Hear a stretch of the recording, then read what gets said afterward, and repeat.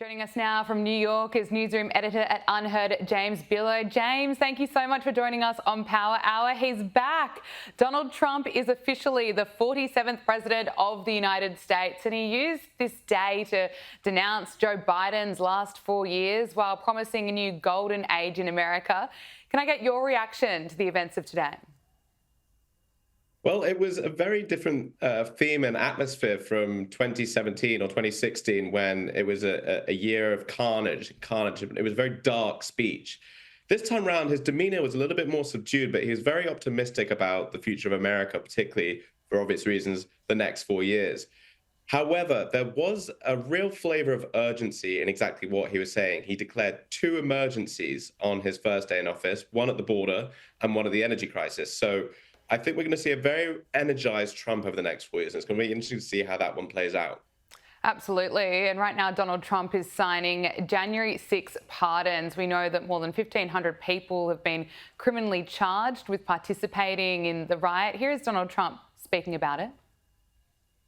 And tomorrow, everybody in this very large arena will be very happy with my decision on the J6 hostages. Very happy. I think you'll be very, very happy. I would say about 99.9% of this beautiful arena. Now, James, this was widely expected, but what kind of support does Trump have for making this decision? Among the base, this is one of the most popular things he could do. The reason he was quite non-committal about it before the election, or at least the election result, is because he was worried that it might be alienating to moderates and independents. But the whole question of pardons has been thrown completely out the window by his predecessor, Joe Biden, who, just yesterday, he preemptively pardoned Anthony Fauci, John Mark Milley, Liz Cheney, and then today he pardoned basically all of his family, having already pardoned Hunter Biden. So just for some perspective here, Trump, he is quite pardon heavy. We saw a lot of that in the first term. I suspect we'll see that at the end of the second term. But Biden has pardoned over 7,500 people during his time in office, which is leaps and bounds beyond any precedent in history. So this is quite an extraordinary time, and I would say a very worrying precedent has been set. It is absolutely extraordinary, and we know that Joe Biden said that he wouldn't do preemptive pardons. He said that in 2020, and of course here we are in the final moments of his presidency, pardoning his family. I mean, what kind of legacy does he leave? The lame duck period of his presidency, which has arguably been going on for a lot longer than his loss to Donald Trump, has been one of the most depressing periods in modern American history. I mean, the man has become a shell of himself, and the kind of legacy he's left is, well, he had those first 2 years where he was actually legislatively incredibly productive, and some credit, whether you agree with his policies or not, has to go to him for that. But the last 2 years, the wheels really came off, and it's almost as if he just threw in the towel after that Trump loss. He was incredibly angered about the fact that he was basically pushed aside by his own party in place of Kamala Harris. And I think that really showed in his final few weeks as president. So I don't think this is hugely surprising, but it is quite depressing. It is depressing, and as you say, sets a worrying precedent. Now, there have been some protests in DC, which were to be expected, but they were on a much smaller scale than when Trump first took office in 2017. Here's a bit of an insight into the protests taking place. We're not scared of the idea of America coming apart, because this is our moment to fan the flames. We're here to build movements, defend our communities, and turn up the heat. We're building a united front of everybody that has a bone to pick with Wall Street, and we're trying to build a new communist party as a weapon of the working class to bring the monopoly capitalists all the way down. Not much energy there, not much momentum. What do you make of this? I don't know about you, Gabby, but I'm quaking in my boots right now. I mean, that was pretty tough. I have to say the cameraman did an excellent job of panning out at just the right moment there to reveal just how sparse that crowd was. But it points to this broader idea that, yeah, the era of resistance in 2017 has basically given way to an era of resignation. And I think credit has to go to Trump for that. He has sucked the life out of this movement. He's not only won a huge barnstorming election, but he has actually taken votes from the very demographics that would have supported this kind of movement. We're talking about African Americans, we're talking about Hispanics, we're talking about young people. They all marched in lockstep with Trump, or at least in a significant trend towards that. So again, I don't think this is hugely surprising. The country is behind Trump, whether Democrats like it or not, and it's for them to do some soul searching and try to rediscover the real heart of their party and where they want to go next. Absolutely. The momentum is well and truly behind Donald Trump, and we are seeing that play out right now. And it's interesting, Trump has doubled down on his promise to release records related to former President JFK and RFK, as well as Martin Luther King Jr.'s assassinations. Here is Trump speaking about this. As a first step toward restoring transparency and accountability to government, we will also reverse the overclassification of government documents, and in the coming days, we are going to make public remaining records relating to the assassinations of President John F. Kennedy, his brother Robert Kennedy, as well as Dr. Martin Luther King Jr., and other topics of great public interest. It's all going to be released, Uncle Sam. It's just amazing to hear him speak about the transparency, and I think that's what really resonates with voters, with Americans. They want governments to be more transparent about what's going on, what's been done in the past. What can we expect from this? Well, I completely agree. Sunlight is the best disinfectant, and this should be a bipartisan issue. I think both sides of the aisle should be welcoming this. It seems quite fitting that he would announce something about MLK on MLK Day here in America. And one other figure who's bound to be intrigued by how things unfold is Robert F. Kennedy, his mooted health secretary. So I think we can expect a lot of interesting things here. But even if the government narrative about what happened with these assassinations turns out to be true, well, great, that reinforces their credibility, which they could really do with rebuilding at the moment. Otherwise, the public does have a right to know what's really gone on here. And I think that was the key part of that passage, is that Trump said this is a great topic of interest to the public.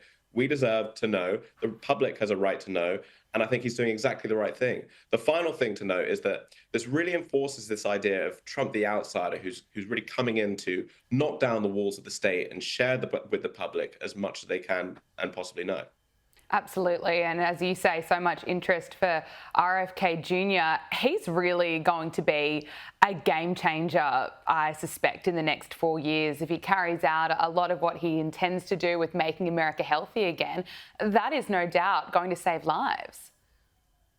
Yeah, I think that's going to be a really interesting one. It depends in which direction he wants to go. I think if you look at some aspects of his career, he's shown that he's had a demonstrable interest in things like carcinogenics, food additives, and whatever you find, there's kind of like more beef oil, seed oil kind of prospects that you have in the whole Make America Healthy Again movement.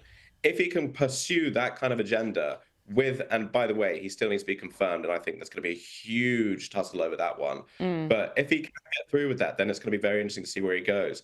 The flip side to that is the vaccine stuff, which is where you get into slightly more knotty territory. And I think that's going to really drive a wedge between Republicans and Democrats. And I think that could be a particular area where the congressional hearings could get a bit spicy. Yeah, we're going to have to watch this space. Now, Doge, what can we expect with the future of Doge, with the news out today that Vivek Ramaswamy, who was set to serve on Trump's Government Efficiency Commission, will no longer be part of it, as he potentially is going to run for Governor of Ohio.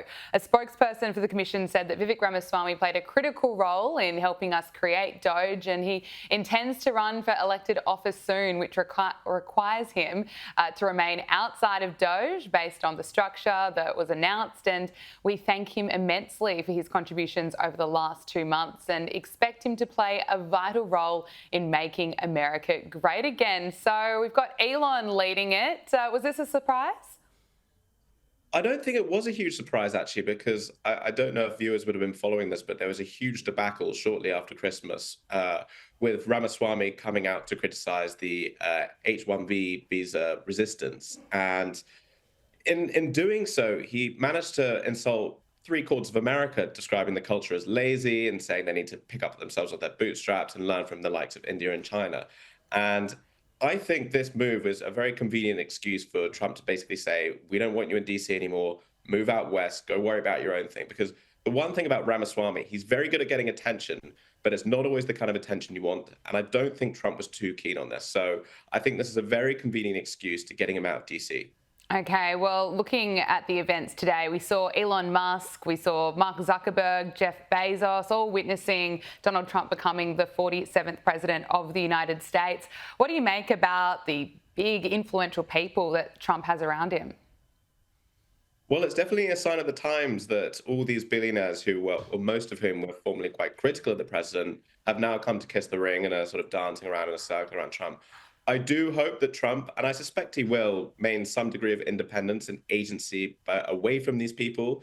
I'm intrigued to see how the Musk-Trump relationship in particular develops, but it does raise a little bit of suspicion when you see so many people conveniently change and switch all their principles suddenly to come and line up behind the president and offer their support.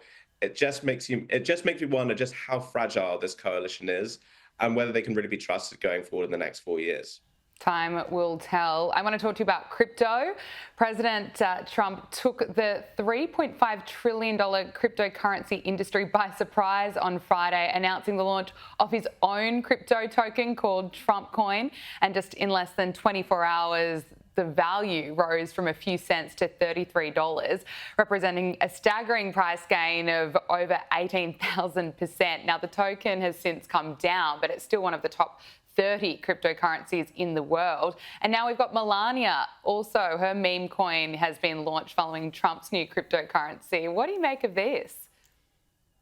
Well, it is definitely a strange one, and Trump definitely knows how to keep us guessing right up until his inauguration. I think launching a meme coin 2 days before you become president is definitely a new one. So he's definitely a norm breaker in that sense. But it's not the same kind of classic rug pull that we saw with the Hawk Tour Girl or something, where you just pump up the value of a coin only to take it away and strip it down and short sell it or whatever.